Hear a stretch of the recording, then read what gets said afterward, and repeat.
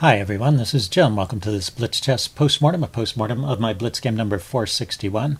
I played e4 here, and my opponent played e5. And we get into the Ruy Lopez, knight f3, knight c6, bishop b5. And there are a lot of different choices that black has here. a6, the Morphy defense, most popular main line of the Ruy Lopez. Knight f6, the Berlin defense, a popular second choice. f5, the Schliemann gambit, interesting. Bishop c5, the Cordell defense, is not considered good, actually. Bishop c5, you can take the pawn on e5 and fork the two pieces with your d-pawn. And that turns out to be a decent position for white. Or d6, the Steinitz defense. And the sixth choice there, g6, that's the Smyslov variation, a more positional kind of setup. But this is an interesting way to play. I've played that way myself. And it's good because your opponent will underestimate it, perhaps, because it has a reputation of not being so great. And you do need to give up the center here quite often. My opponent gives it up right away. More commonly, bishop d7 is played first. But either way, this is okay for black. He manages to get all his pieces out. He gets rid of this pawn just so he doesn't have to worry about the pawn push to d5. The bishop d7 also has the same idea. Anyway, I grab the pawn, and now because of the pin, he can't take. But he unpins, and so I do always have to worry about him exchanging. And that's one way that black can free himself. Let's see, knight c3 is the normal move here. I castle. He goes knight f6, attacking by pawn. And now, once again, knight c3, the main move here. Just defending the pawn in the most natural way. But, well, I had ideas of maybe advancing my c-pawn. You'll see that later in the game. So I play rook here, bishop e7, and once again, knight c3. But here's where I play c4. So this is not the best way to play. Knight c3 is definitely the best move. A second idea here is actually just to take and leave this bishop here. I mean, take his knight. He takes back with the bishop, and then leave your knight on d4. Don't bother to trade it off against the bishop, because this is a good piece here, and just try and maintain this this knight on d4. It's an interesting way to play in the top choice of the engine, but knight c3 developing is also a good way to play. c4, you see, pretty much allows black to equalize. The engine says black is a little better here. I don't quite buy that. It's a small difference anyway, but to look at the engine line, if he were to take and I take back, and then, he probably doesn't want to trade bishops because this is a good bishop, so he'd play c6. I'd drop the bishop back here. And we look at this position. Maybe there's a slight edge in development that black has here, but I have a little more center control, and I have a weak pawn to play against. So I'd rate this position as okay. I'd be happy to play this with white, so I don't... okay, and the engine, after evaluation, it rates it as about even, so that's fair. Anyway, after c4... we're pretty much out of the opening book. He didn't take the knight.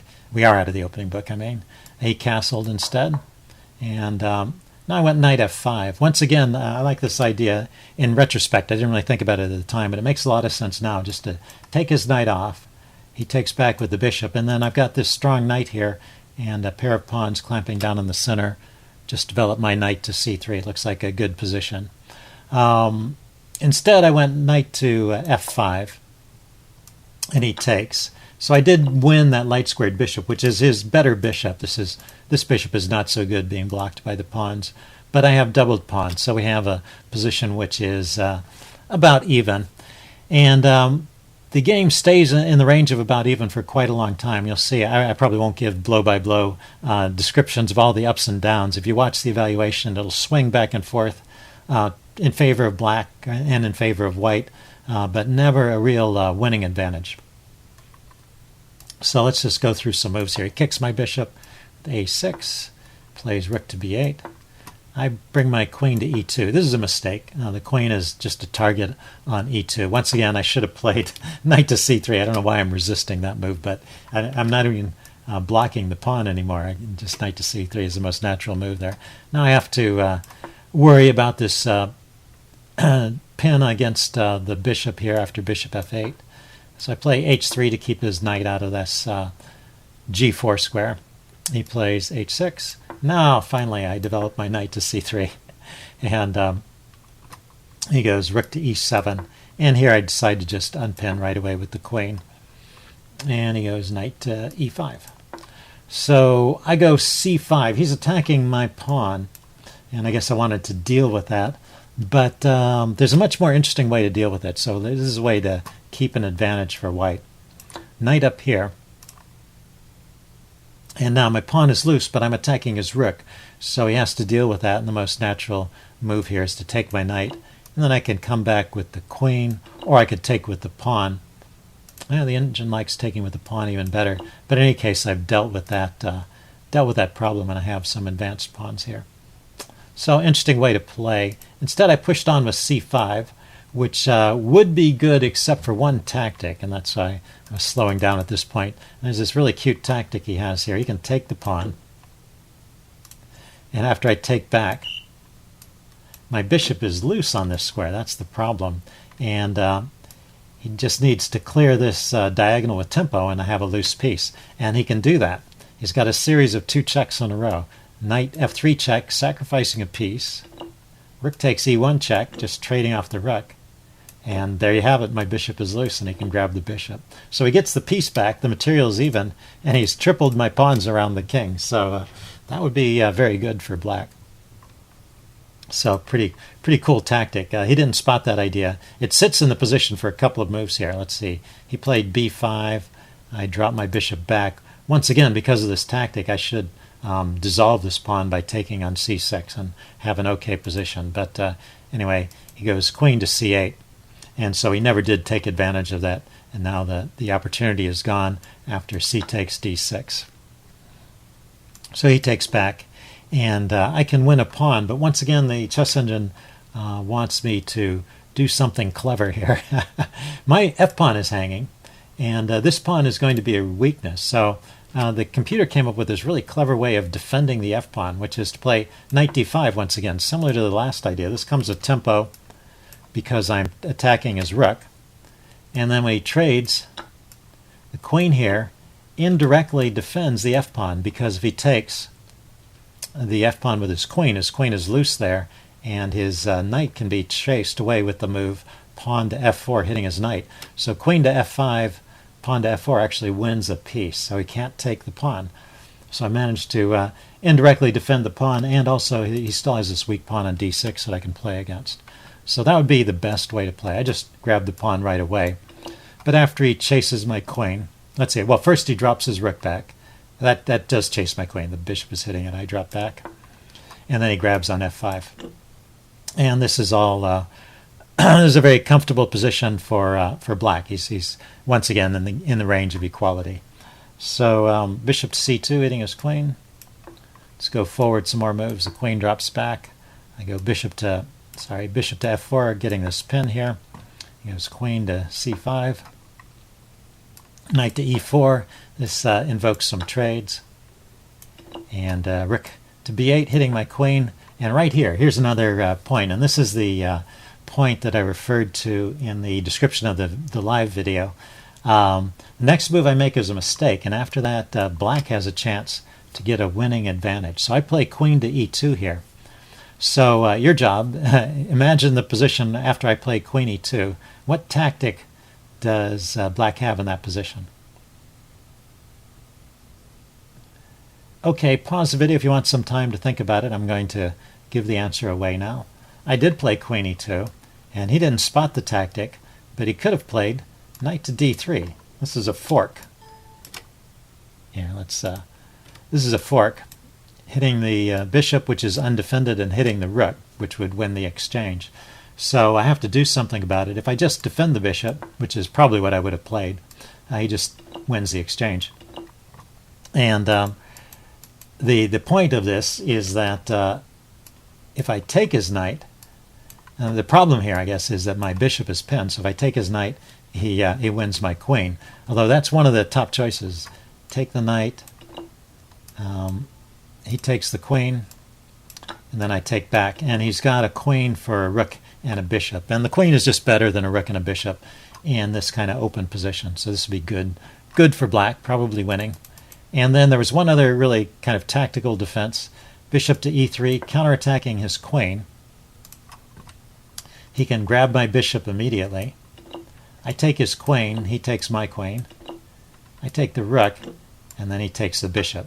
And when the dust clears, he's got 2 pieces against a rook, and also with a winning advantage. So pretty cool. After queen e2, that knight d3 move just wins. Anyway, he didn't spot that. He played bishop to d6. And so I go rook to c1, chasing his queen. We get some more maneuvering, queen to b6. I decide to trade off on e5. That knight's pretty dangerous. There's some attacking ideas here.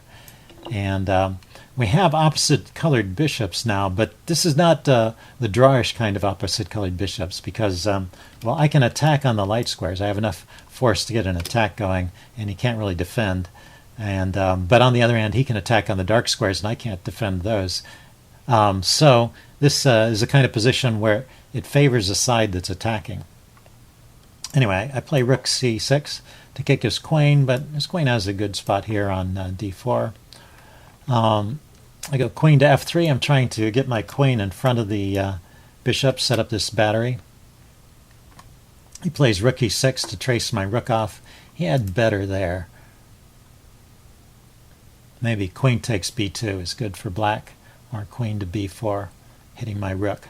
Yeah, he's got some good moves here. Rook e6 is a little bit favorable to white because after the trade, he's weakened the light squares around his king, and he's got a loose pawn here that I can potentially go after. Okay, but I play queen g4, hitting the pawn. He comes here, queen d2, hitting my rook, chasing it to f1, and then he plays queen to f4. And my best move apparently is just trading queens, and then we would get into probably a pretty drawish position. But I played queen e6 check, and this is actually, I was overlooking things. After he moves his king, I'm in a bit of trouble here. I have to worry that he's got a double attack here. There's a mate threat, and he's just threatening to take my bishop. I think I had forgotten that the bishop is no longer defended because my rook is on f1 instead of e1. So I was really pretty lucky here, actually, that there is a defense, because rook e1 defends the bishop, and the mate threat is no longer in effect because the king has an escape square. So close call for me. And now the best play for black is this funny move, queen takes bishop, taking advantage of this back rank threat. If I take his queen, his rook is just coming in here and mating me on the back rank. Notice his bishop is still guarding the escape square. So I can't take his queen, but what I can do is I can take the bishop. And now I am threatening to take his queen, so he's got to trade, and then this is just an even position. So he could go for a draw like that. Instead, he played the very natural move, queen h2, check.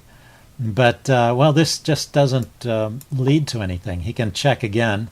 King goes to e2, and then he can't get back in time to defend his bishop here, which is still hanging. So so suddenly that one move, queen h2 check, and white is winning. Now, I don't play the most accurate moves, but my opponent was low on time here. He went queen f4 back, and I go queen g6. This is cancel that. Queen to g6. Threatening mate. He goes king to g8, and you see I'm keeping the advantage here. And now rook to e3 or queen to h7 is the way to proceed. The move I played, bishop f5. I want to threaten. I want to threaten bishop here and maybe mate on f7, but he can run away from that. Anyway, this keeps a slight edge to white, but not the most precise way of playing, and he just lost because he ran out of time in this position. But if we back up, there was one more interesting tactic here, this rook e3 line, the best play here. It looks a little scary to lift up the rook because it allows us check, but, well, I can come to e2, and now I have threats on the back rank, so he has to come back and defend. Then I go here with check, driving his king to the f-file, and rook here. And that's the tactic that wins. Not too hard to see, but rook e3 is not a move I really thought of. And then the other line, let's take a look at the best line. If he doesn't check me after rook e3, if he plays like queen to f7, then eventually I can take advantage of this loose bishop here. So let's see. Queen to h7 check, king to f8. Notice that rook f3 now doesn't work because he's just got bishop to f6. But bishop to c2.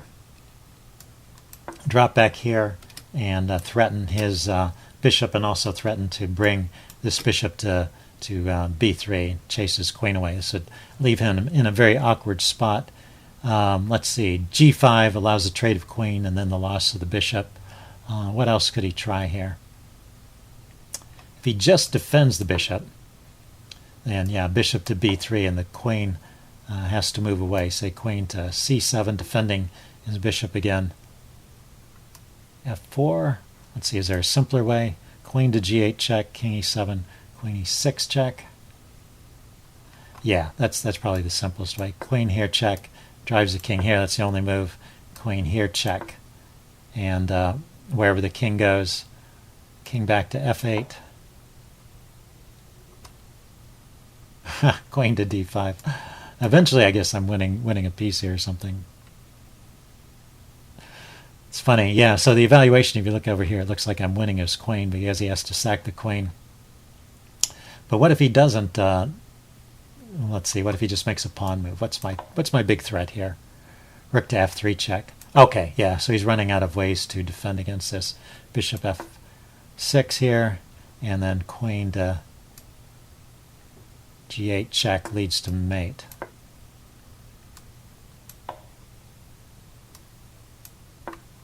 Rook d3 check. Okay, so anyway, it's an example, I guess, of the light squared attack.